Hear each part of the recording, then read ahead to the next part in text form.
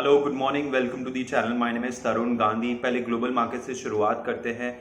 कल हमने US markets में देखा कि एक अच्छी खासी खरीदारी हमने देखी। एक बॉटम से फिर से एक नया हाई पे क्लोज हुआ है मार्केट।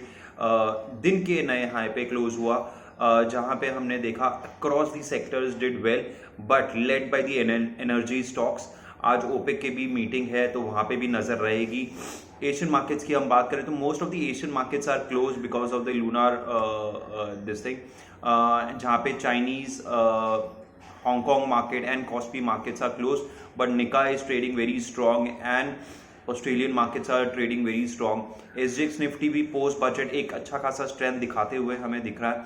करीबन 120 से 125 पॉइंट का हाई लगाते हुए अभी दिख रहा है। करीबन 8:20 हो चुके हैं। ब्रेंट क्रूड की बात करें तो ब्रेंट क्रूड स्टेबल है एट अराउंड 89.50। गोल्ड 1800 के आसपास ट्रेड कर रहा है।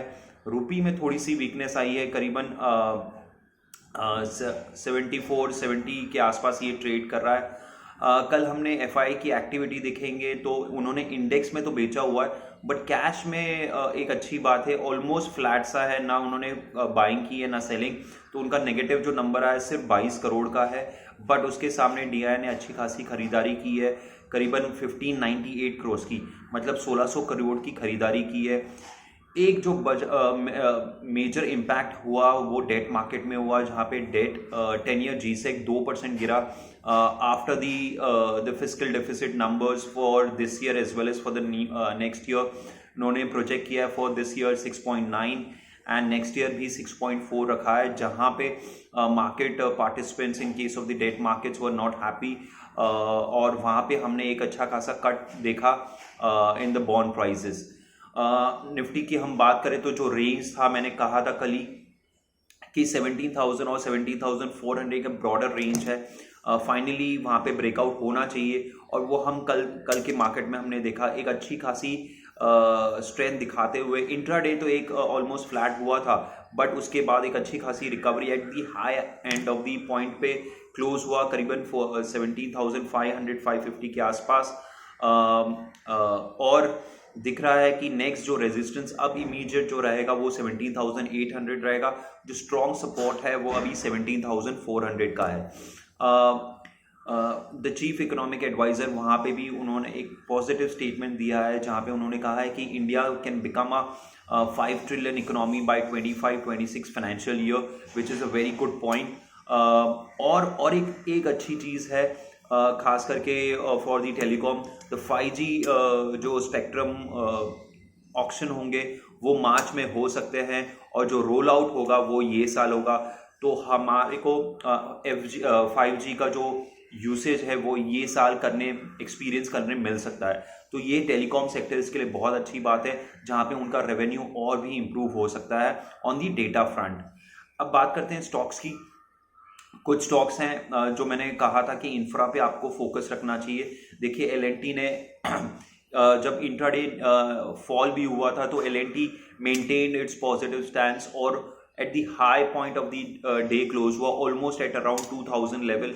मुझे लगता है एल&टी एक ऐसा स्टॉक है जो इंफ्रा स्पेस में बहुत अच्छा कर सकता है। उसके साथ साथ KNR कंस्ट्रक्शंस ने इंट्राडे बेसिस पे एक अच्छा खासा हाई बनाया 330 का।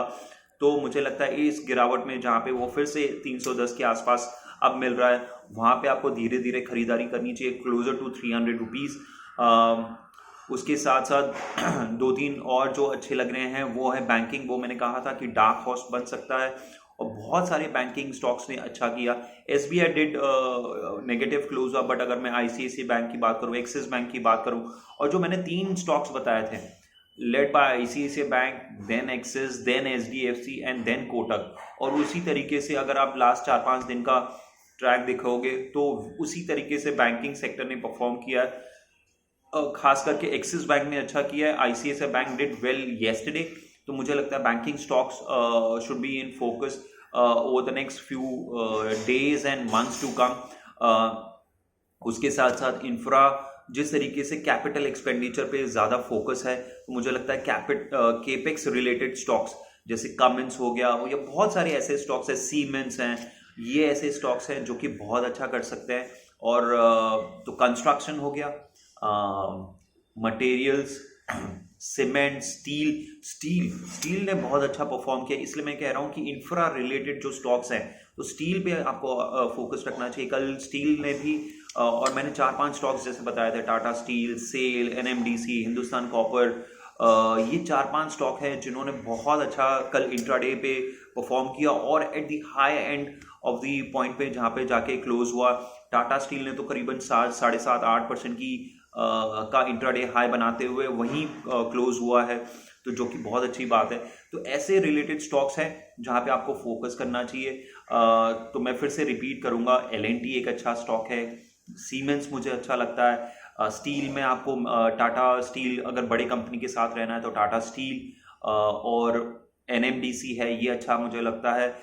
टेलीकॉम पे आपको फोकस रखना चाहिए तो रिलायंस बाय डिफ़ॉल्ट आ जाता है क्योंकि उनका ज़्यादा भी फोकस जियो और रिटेल पे है, तो रिलायंस एक ऐसा स्टॉक बन सकता है। भारती एयरटेल है। ये 5 ऐसे स्टॉक्स हैं जो आपको फोकस रखना चाहिए आगे वाले टाइम में।